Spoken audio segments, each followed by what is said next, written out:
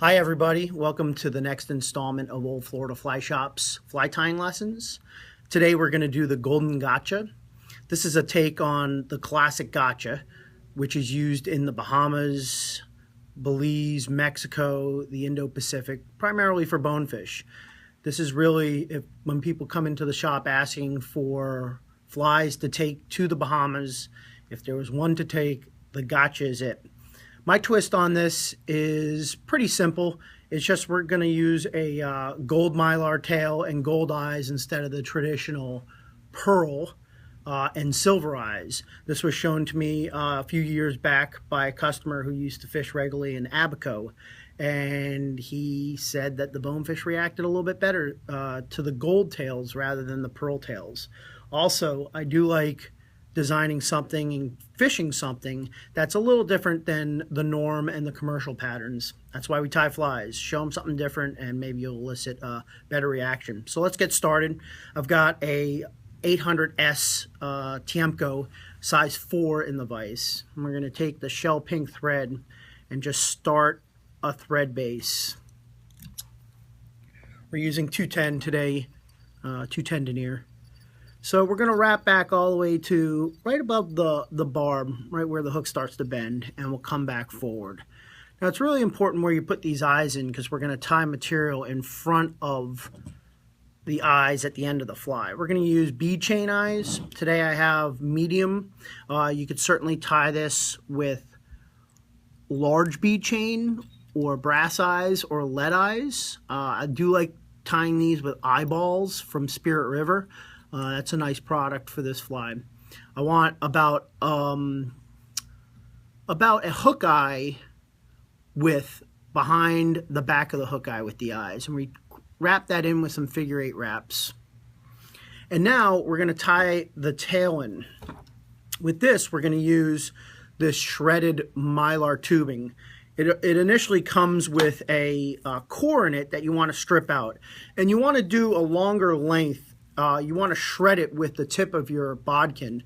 And this, not just the length of the tail, the whole length is, when you shred the whole length, it will be a lot easier to tie in. So we'll tie this in right behind the eyes.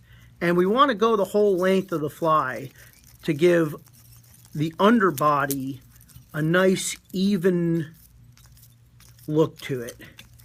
So we'll wrap all the way back to our ending point, and we'll cut the tail about the length of a hook gap.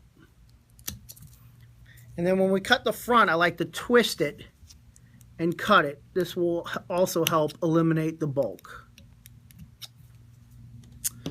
So now we'll tie in a piece of sparkle braid. You could also use flat diamond braid. Both products make a nice fly. But one thing I do want to do is I do want to create a little bit of a taper with my thread as I wrap forward. This taper will help give the body a little bit more depth and a little bit more realistic look to it instead of having just a straight shot body. So this does take a little bit of time to wind some additional wraps of thread, but in the end it gives a nicer profile to the fly. Makes it a little bit more meaty, might make it a little bit more appealing to the fish. It's probably more aesthetically pleasing to the tyer than anything else. But I do like to tie nice looking flies for nice looking fish. I think Tim Borski once said that. So we'll wrap up all the way through the eye, and we're going to carry forward in front of the eye.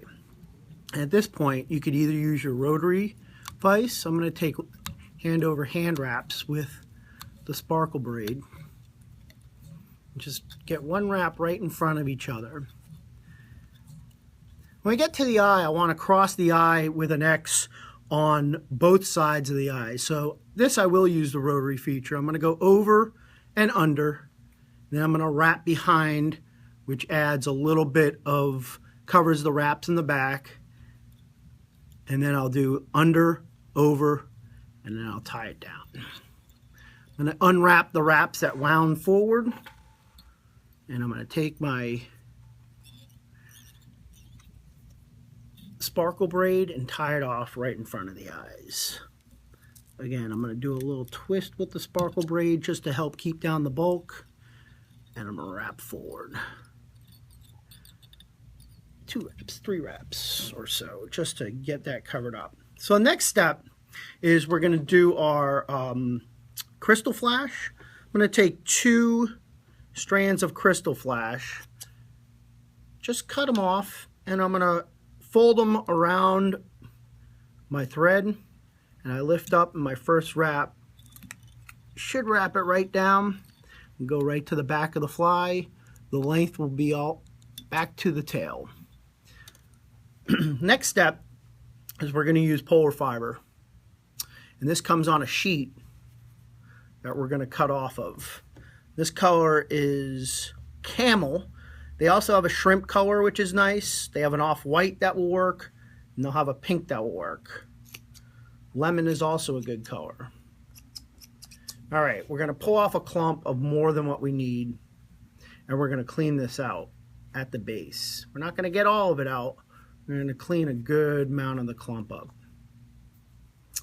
So once we have that, we really want our length to be also as long as the crystal flash. So to do that, we're going to just pull at the tips. We want this candlewick shape to this material.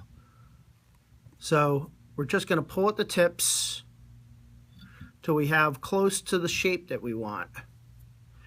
And we're not going to use this crazy bulk in the back. I'm going to just cut that off.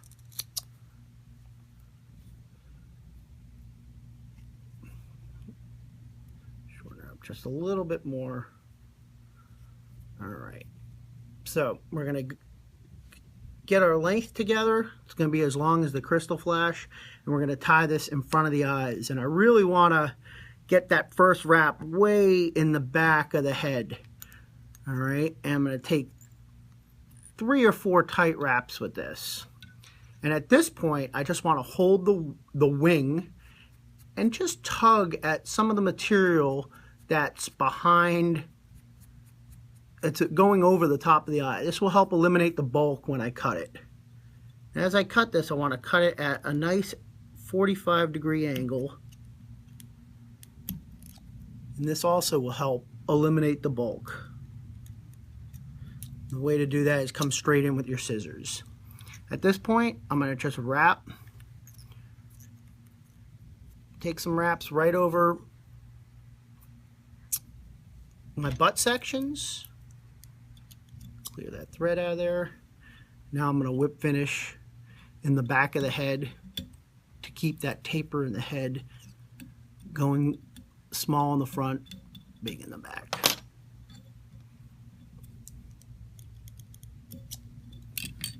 And that is your finished golden gotcha.